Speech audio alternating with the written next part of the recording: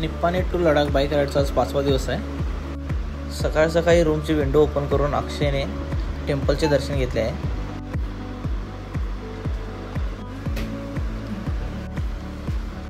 आणि सकाळचे 10 वाजले तरी पण मी अजून बेडवर लोळतच आहे, कारण आज जास्त कुठे लांब जायचं नाही। सगळे लोकल प्लेसेस असल्यामुळे वेळानं उठलं तरी चालते। आणि 2 दिवस आम्ही द्वारकामध्येच राहणार होतो, त्यामुळे काल रात्रीच आम्ही वापरलेले कपडे स्वच्छ धुवून असे वर टाकलेले आहेत रूममध्येच। 11:30 वाजता आंघोळ करून आम्ही वर टेरेसवर गेले हॉटेलच्या। बघू शकता काय नजारा आहे, पूर्ण सिटी इथून दिसताले, द्वारका सिटी। समुद्राच्या किनाऱ्यावर बसलेली एक सुंदर सिटी आहे।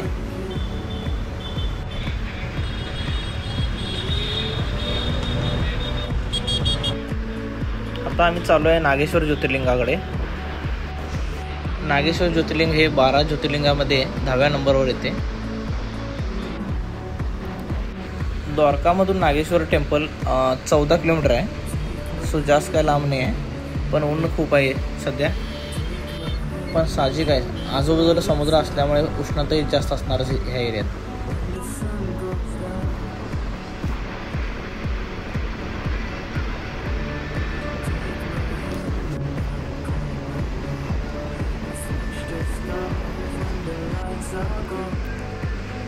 ह्या गाडीला बघून पीके मधील संजय दत्तची आठवण आली, तो पण अशीच गाडी मारत असते। रस्ता एकदम खराब आहे, पण ते म्हणतात ना, मंजिल से ज़्यादा सफ़र का मजा लो। पण आम्ही आज उलटं करणार आहे, आम्ही मंजिल का मजा लेणार आहे, कारण सफ़र लयच खडतर आहे।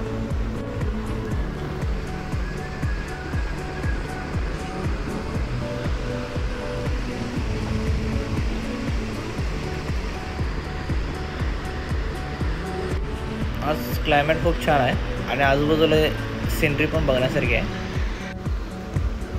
फायनली आम्ही नागेश्वर मंदिर जवळ आलेलो आहे। बघू शकताय अक्षय कसं गाईबरोबर खेळत आहे।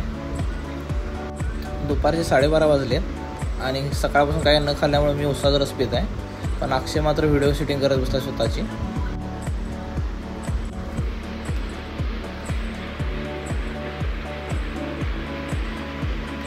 ड्रिंक ब्रेक नंतर आम्ही आता मंदिरात चाललो आहे ज्योतिर्लिंगचे दर्शन घ्यायसाठी। पण या एरियामध्ये गाय आणि वासरू भरपूरच आहेत। मंदिराच्या साईडलाच ध्यान मुद्रा अवस्थेत बसलेली एक शंकर भगवानांची एक मूर्ती आहे। त्याची हाईट आहे 80 फूट आणि ती इतकी छान आहे की बघतच राहावं असं वाटते। बाकी सगळा एरिया नंतर बघू, आता पहिला आम्ही दर्शन घेतो।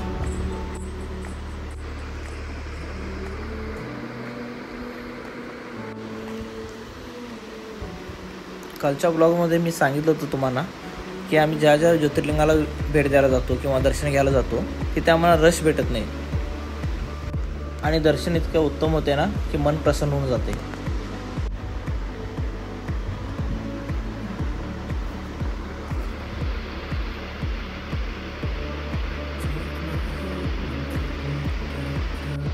आणि मंदिराच्या आवारात टीव्ही देखील बसवलेले आहे, ज्यामध्ये आपल्याला लाईव्ह अभिषेक म्हणा, पूजा म्हणा, सर्व काही बघता येते।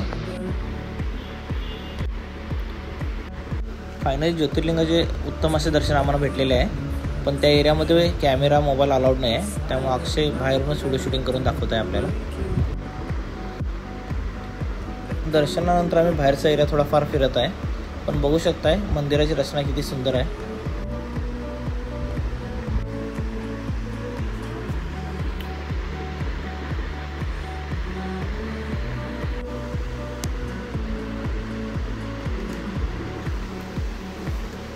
मंदिराची प्रदक्षिणा करून आम्ही एका शांत समाधानी जागेवर बसत आहे। तसे बघायला गेले तर सगळीकडे शांत आणि समाधान भेटणार आहे आपल्याला।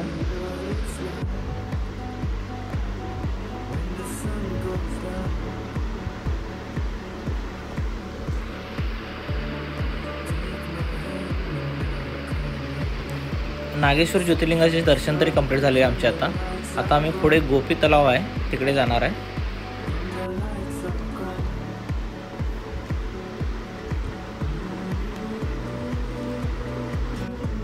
केवळ 4 किलोमीटरचं अंतर आहे नागेश्वर टेम्पल टू गोपी तलाव।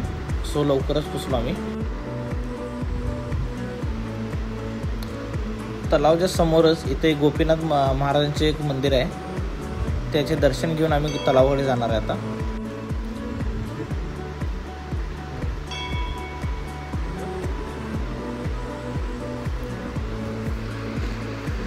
आणि हा आहे तो गोपी तलाव, जिथे कृष्ण अपने गोपियों के साथ रासलीला करते थे.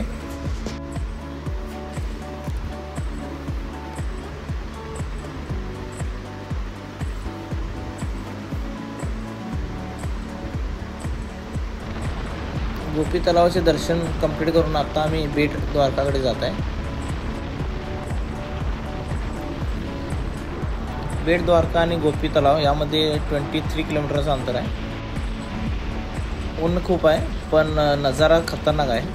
आजूबाजूला समुद्रच आहे आणि मधून रोड जात आहे, बघू शकता.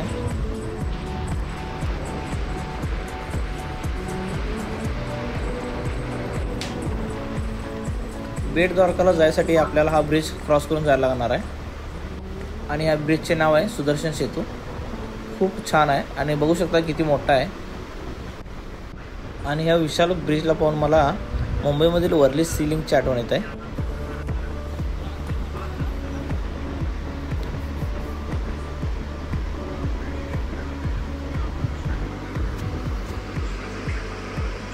बघू शकता हा समुद्र. या समुद्राला जोडणारा हा ब्रिज आहे मोठा. याला नाव दिलं सुदर्शन सेतू असे.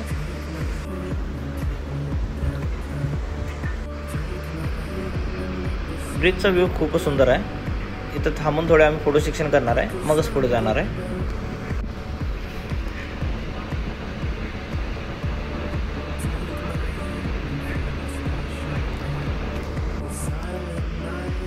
इथे द्वारकाधीशांचे जुने मंदिर आहे. यांचे दर्शन घेऊन आम्ही परत वापस निघणार आहे.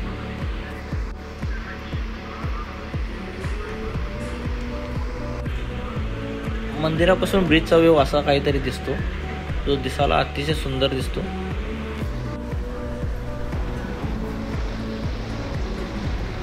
दर्शन घेऊन आम्ही ह्याच ब्रिजवरून परत वापस द्वारकाला निघत आहे.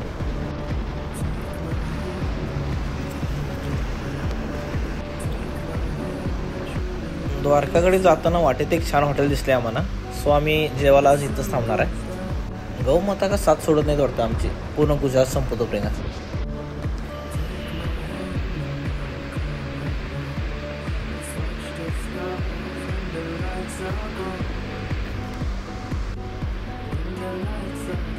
हॉटेल खरंच खूप छान आहे आणि इंटिरियर डिझाईन पण बघू शकताय किती छान पद्धतीने सजवलेलं आहे.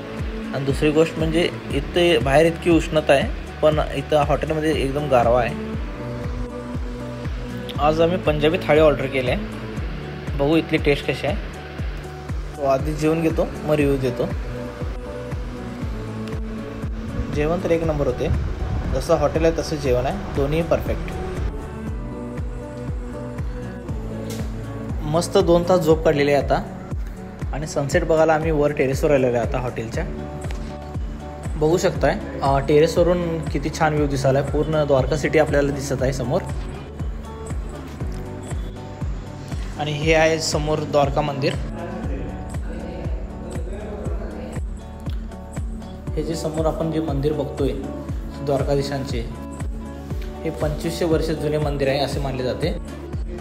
महाभारतानंतर गांधारीने दिलेल्या शापानुसार श्रीकृष्णाची द्वारका नगरी पूर्ण समुद्रात बुडलेली होती.